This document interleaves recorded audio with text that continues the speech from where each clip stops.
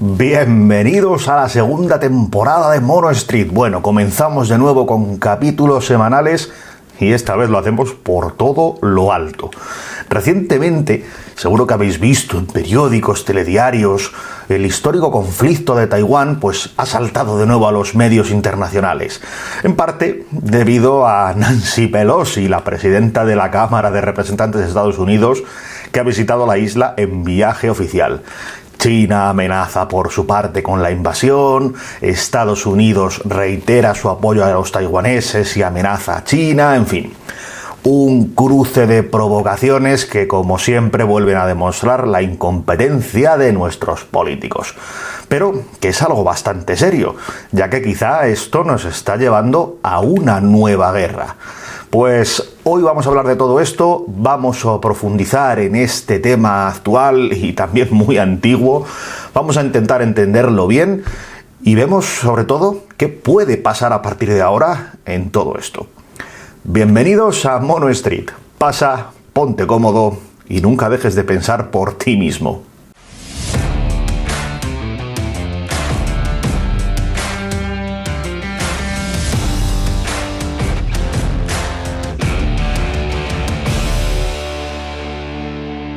Bueno, hoy tenemos un tema realmente interesante por delante y creo que para entenderlo lo primero es que debemos hacer es un poco de historia, ya que este conflicto se remonta muchos años atrás. Así que vamos a darle un repaso para poneros sobre materia a todos y que lo entendáis bien. Voy a intentar ser rápido en toda esta parte de la historia y luego ya continuamos con la situación actual. En fin, para esto nos vamos a remontar en primer lugar hasta el siglo XVII, que es cuando se estableció por primera vez control de China sobre Taiwán, que por cierto también es conocida como Isla de Formosa. Un poquito más tarde, ya en el siglo XVIII, en la época de las potencias imperialistas, con todas sus pretensiones, bueno, pues es cuando se empezó a crear este problema.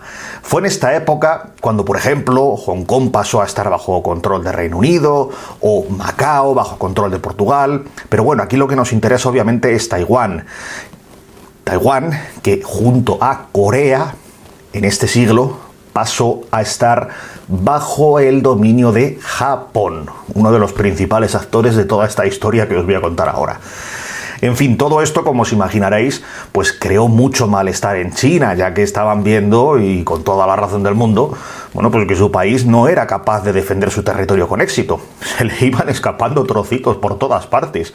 Y de hecho, bueno, esto fue la época de las guerras del opio, que seguro que al menos el nombre os suena, ¿verdad? En fin, todo esto ya nos va llevando hasta el siglo pasado, concretamente hasta 1911, que es cuando estalló la revolución de Xinhai.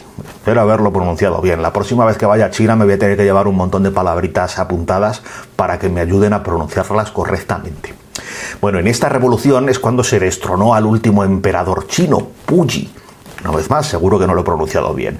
Pero bueno, esto terminó con el régimen imperial y es cuando se fundó la República de China. Esta época fue muy convulsa, hubo intentos de golpe de estado para poner de nuevo al emperador, había señores de la guerra que se peleaban por todo el territorio, por diferentes provincias, en fin, el país estaba muy fragmentado y esto, vamos avanzando un poquito, nos lleva hasta la década de los años 20, donde, ahora vais a ver por qué meto esto, aunque en principio parezca que no tiene relación, como sabéis en esta época, en Rusia, en la Unión Soviética, el movimiento bolchevique estaba en su apogeo y esto dio alas a movimientos similares en otras partes del mundo, y concretamente en China. Pues esto fue la semilla para el nacimiento del Partido Comunista Chino, que son, como sabéis, quienes gobiernan en la actualidad, gobiernan entre comillas, con nuestro amigo Xi Jinping, también conocido como Winnie the Pooh. Pero bueno, llegamos al punto clave, ya que poco antes del nacimiento de este Partido Comunista, fundado, como bien sabéis seguro, por Mao Zedong, en 1917 también se había fundado el Partido Nacionalista Chino.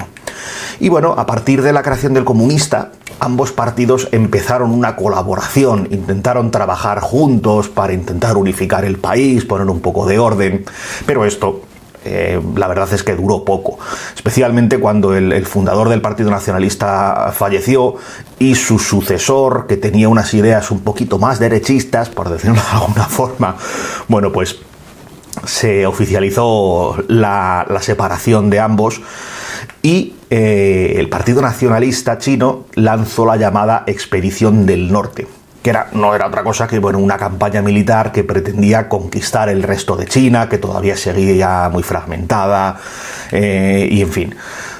Fue exitoso porque a través de alianzas, de movimientos militares, se hizo con gran parte del país. Y algo que, cuidado con este detalle, estos detalles son los que a mí me parecen súper curiosos cuando te pones a repasar la historia, parece irrelevante pero no lo es, y es que aquí se cambió la bandera del país. Pasaron de la bandera multicolor que tenía China hasta ese año a la actual bandera que tiene Taiwán, no la China. Es esa bandera que seguro que recordaréis, roja con el sol blanco encuadrado en azul en la esquina superior izquierda. Seguro que con esto ya vais viendo por dónde va un poco la cosa, ¿verdad? Pero continuemos. Esto nos lleva a 1927, cuando estalla la Guerra Civil China, obviamente con los dos bandos claramente diferenciados, los nacionalistas y los comunistas. Y esto duró nada más y nada menos que 10 años, y de hecho duró 10 años pero no acabó aquí. Os cuento. Los comunistas controlaban una parte mucho más pequeña del territorio, y antes de que esta guerra terminara, 10 años después, pues llegó Japón. Ya os decía antes que Japón iba a ser un actor muy importante en esta historia. Y en esta guerra también. Pues sí, entró como un pulpo en un garaje y atacó China. Pues estaban viendo que estaban débiles, se vinieron arriba y ahí que se metieron a pegar tiros con sus kamikazes. Esto fue concretamente en 1937. En este punto, los nacionalistas los comunistas que estaban bastante mermados, pues quedaron en un segundo plano, replegados en una provincia. Era un ejército bastante más pequeño, aunque muy bien preparado. Pero en este punto, los que tomaron un poco las riendas para enfrentarse a los japoneses fueron los nacionalistas, que tampoco, por otra parte, es verdad que no habían dejado en ningún momento el poder. Digamos que eran los que estaban en el poder y los comunistas pretendían retirárselo. Aunque sí es cierto, hay que mencionar que colaboraron ambos bandos en contra del enemigo común, que era Japón. Incluso yo creo que se puede decir que en la parte final de la guerra los comunistas fueron fundamentales para derrotarlos. Toda esta guerra duró 8 años, acabó en 1945. Esta fecha os suena, ¿verdad? Es una fecha fatídica. Las bombas de Nagasaki e Hiroshima. Sí, seguro que ya lo estabais pensando mientras iba contando la historia, pero es que durante toda esta época Japón estaba manteniendo 2 guerras a la vez. Sí, como os decía antes, estaban crecidos de narices en aquellos años, madre mía, la leche. Por un lado se daban de tortas contra China y por otro lado se daban de tortas contra Estados Unidos en la Segunda Guerra Mundial. Y en fin, al final, pues sí, es verdad que Japón en aquel momento tenía un potencial militar bastante grande, pero leches, se vinieron muy arriba. Y le salió el tiro por la culata, así que en 1945 perdió ambas guerras. Y bueno, os cuento todo esto porque es sumamente relevante, ya que en ese momento es cuando Taiwán fue devuelto a China por parte de los derrotados, de los japoneses.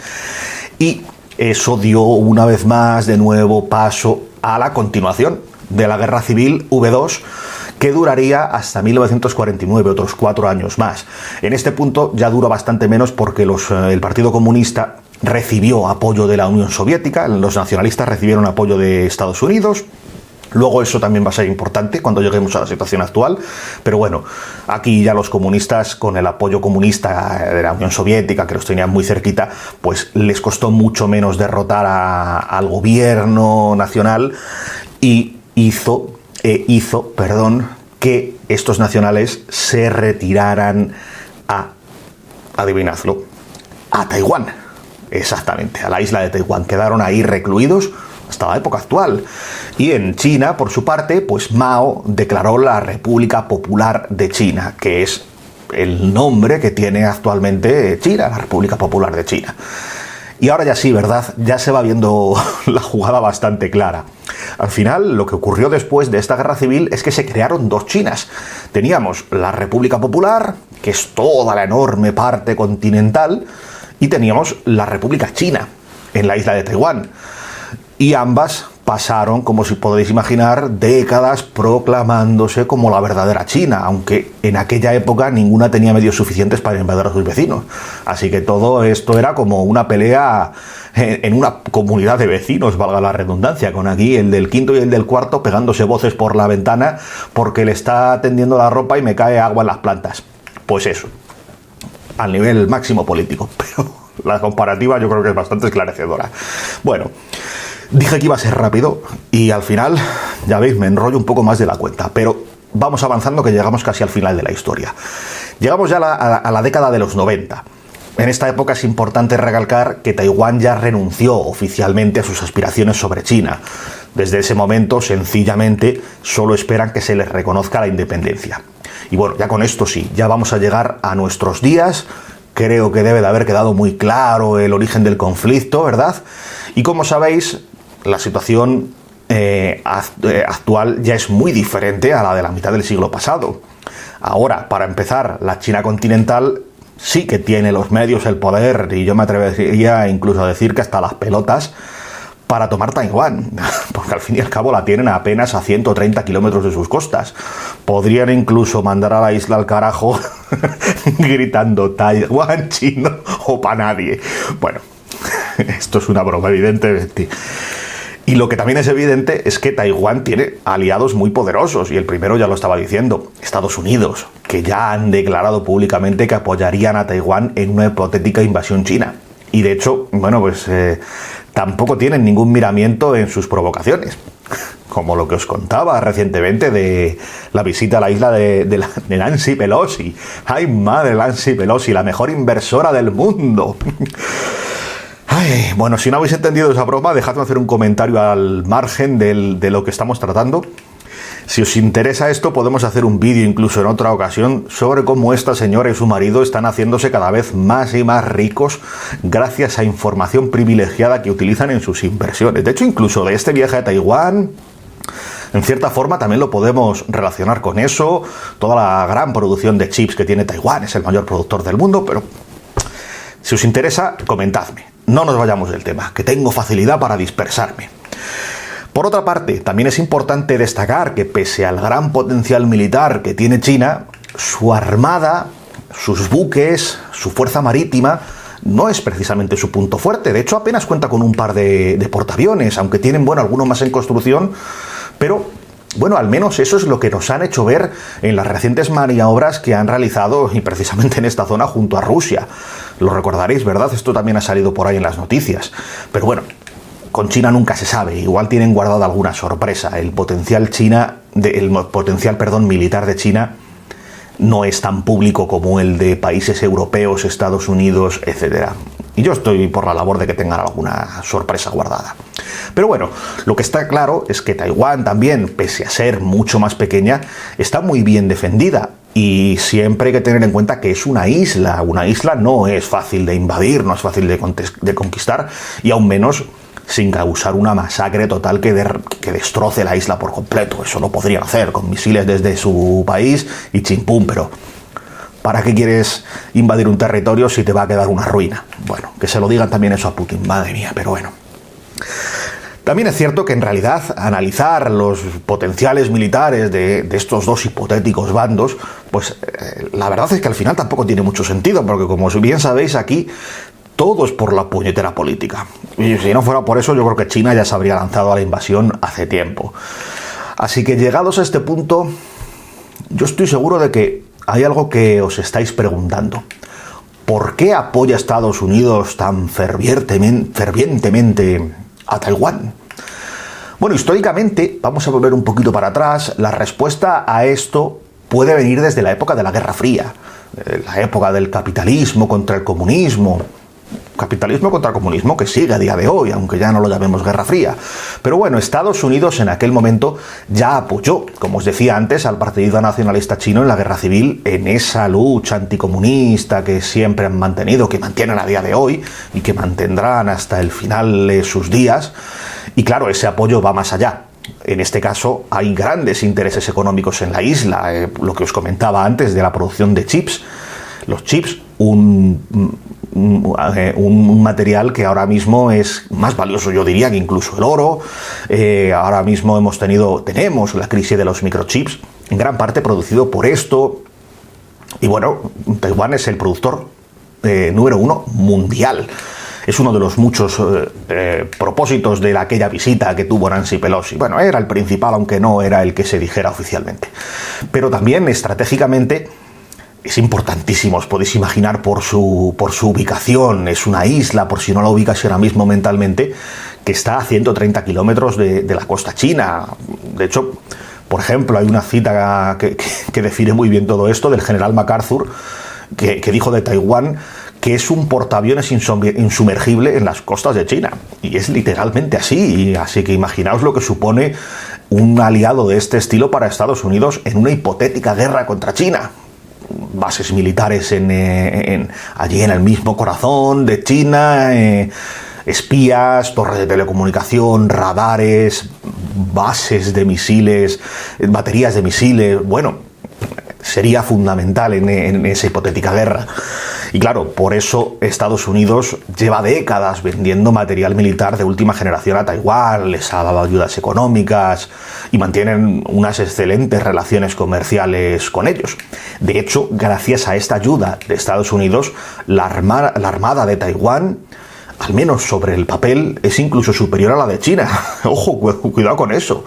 No se os queda el culo con ese dato. Pero repito, bueno, al menos sobre el papel. No sabemos las sorpresas que puede tener guardadas Xi Jinping. Pero bueno, hemos hablado por un lado de Taiwán, de sus apoyos de Estados Unidos. Pero ¿qué pasa con China? Porque lógicamente tampoco está de manos cruzadas en todo esto. Bueno, todo lo contrario.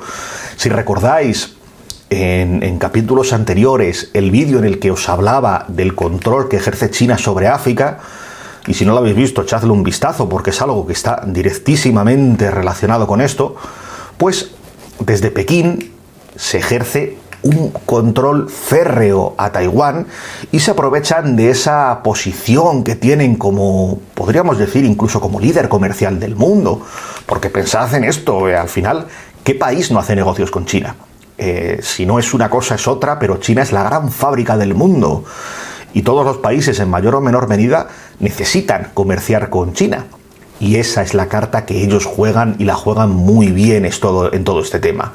Y es muy fácil. Si un país reconoce a Taiwán como país independiente, automáticamente se le cierran las puertas de todo ese comercio con China.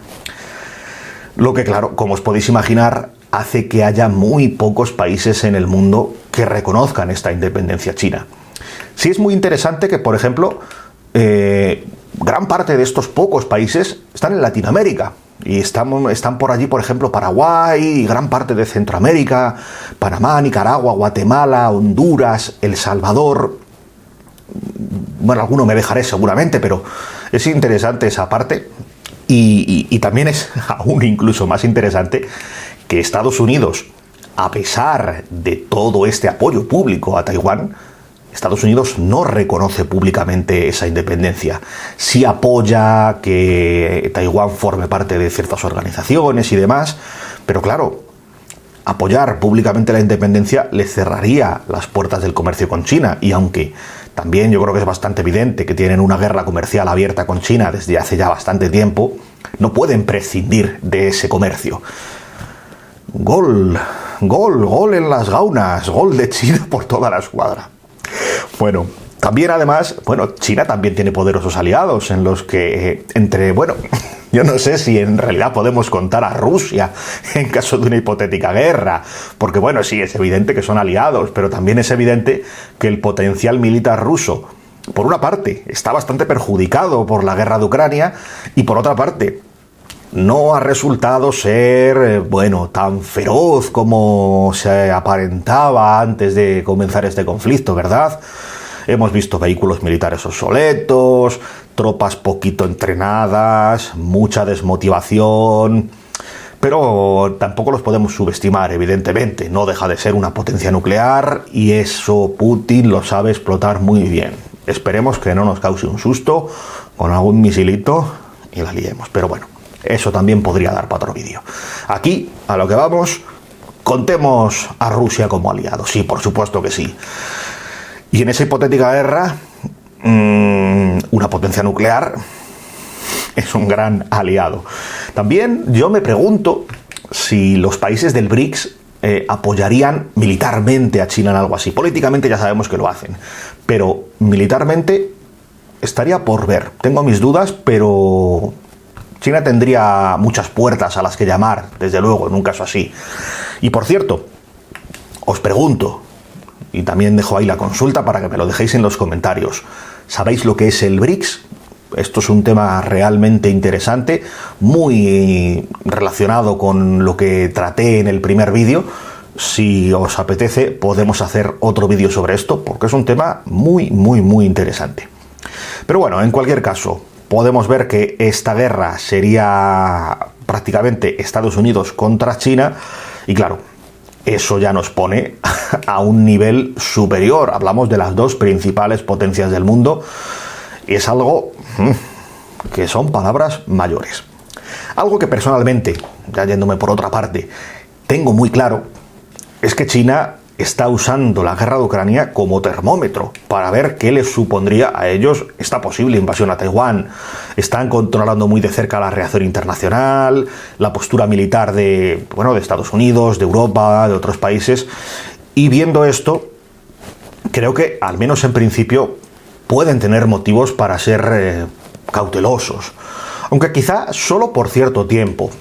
¿Y por qué digo esto? Bueno, la guerra de Ucrania al final, creo que estáis todos bastante al corriente de esto, y creo que estaréis de acuerdo conmigo cuando digo que es algo que va más allá de la propia guerra, ¿verdad? Hablo sobre todo de la división internacional que ha creado, y esto es algo, como os decía antes, de lo que hablé un poco más en profundidad en el primer vídeo. Si no lo habéis visto, ya sabéis, echadle un vistacillo porque es muy interesante.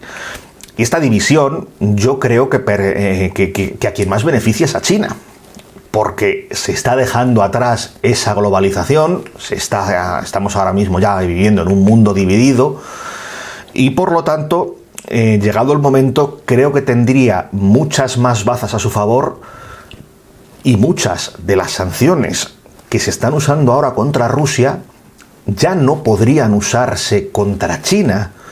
Y hablo, por ejemplo, de un caso muy interesante donde sale otra vez lo del BRICS. Creo que sí, que es un tema del que tendremos que hablar en otro capítulo. Y hablo del aislamiento del sistema bancario internacional, del código SWIFT, ya que China, Rusia y todos estos países que, como os decía, forman el BRICS, ya tienen cada vez más solidificada esa alternativa al sistema SWIFT, tiene ya bastante fuerza, tiene presencia internacional, y además, gracias a esto, el yuan es una moneda que es cada vez más reconocida internacionalmente, cosa de la que también os hablaba en el vídeo de África. Así que eso ya les aporta mucha fuerza a los señores de Pekín. En fin, también, como sabéis, China aspira a ser la gran superpotencia a nivel mundial. Le quiere quitar ese puesto a Estados Unidos sin prisa, sin ninguna prisa. Personalmente creo que en algún momento lo acabará consiguiendo. Y claro, creo que una superpotencia de este nivel no puede tener el enemigo a sus costas. Y creo que ellos son muy conscientes. Tener ese trocito de tierra allí a 130 kilómetros no se lo pueden permitir, ¿verdad? Si quieren ser esa superpotencia. Al final, bueno, creo que nos vamos acercando, valga la redundancia, al final de este capítulo. Y como estáis viendo, la mejor conclusión a la que podemos llegar es que este conflicto tiene mala solución, ¿verdad? Sinceramente, no creo que a corto plazo se produzca una guerra, pero también creo que está en el horizonte. Quizá tarde o temprano lo acabarán intentando, sea con una invasión o sigan con todos estos juegos políticos, que es lo que están haciendo hasta ahora y que yo creo que les está dando bastante buen resultado. Por eso, como creo que China no tiene ninguna prisa, no van a caer por ahora al menos en el error de la invasión y van a intentar seguir con toda esta estrategia para no cometer los errores que ha cometido Rusia, porque saben que a la larga esta presión que están ejerciendo creo que acabará dando sus frutos. Aunque, quién sabe si doña Nancy Pelosi sigue con esas provocaciones. Pues a lo mejor a Xi Jinping se le acaban echando las narices y ¡pum! Petardazo a Taiwán. Bueno, nunca se sabe por dónde puede saber esto. También, bueno, quién sabe, otra solución fácil y pacífica, quizá la más fácil a todo esto, podría ser que China dejara su sistema político actual y que se implantara en China una democracia real. Yo pienso que por algunas encuestas que he visto sobre todo este tema, encuestas que por cierto reflejan que la población taiwanesa no quiere en absoluto integrarse en China, pero creo que llegado a ese punto en el que si en China hubiera una democracia real como la que hay en Taiwán desde el 96, si no recuerdo mal, en ese caso quizá aceptaran esa unificación. Pero bueno, eso tampoco lo sabemos, y lo que yo creo que sí que podemos afirmar con un poco más de rotundidad es que la idea de implantar una democracia en China a señor Xi Jinping ni se le pasa por la cabeza, ¿verdad? En fin, ahora os dejo alguna pregunta. ¿Qué pensáis vosotros? ¿Quizá esto acabe dando paso a una tercera guerra mundial? ¿O al final se quedará en provocaciones, en bloqueos y en toda esta incompetencia política? Me cago en la leche jodida. Yo con esto, con unas cervezas de por medio, me siento a unos y a otros y lo arreglamos a base de cervezazo. Bromas aparte. Dejadme saber vuestras opiniones y, por supuesto, dejadme saber también qué temas os interesan para próximos capítulos. Así que, bueno, ya vamos a volver a la carga con uno a la semana y soy todo oídos para saber vuestras opiniones. Voy a hacer también una encuesta en la pestaña de comunidad en la sección comunidad en el canal de YouTube. Así que, bueno, si me estáis viendo desde YouTube, pues acercaros por ahí un momentito a votar, que no os cuesta nada. Y si estáis escuchándome en formato podcast, os recuerdo que esto está en todas las plataformas de podcast, en Amazon, en Spotify, en Google, en Apple, en todas que hay por ahí. Pues en iVoox, pues acercaros un segundito a YouTube y me dejáis vuestro voto y así vamos encaminando el contenido hacia temas que os puedan interesar más. En fin, me despido ya, no sin antes decirte, recuerda ser escéptico, crea tu propia opinión y piensa por ti mismo. Nos vemos en la próxima.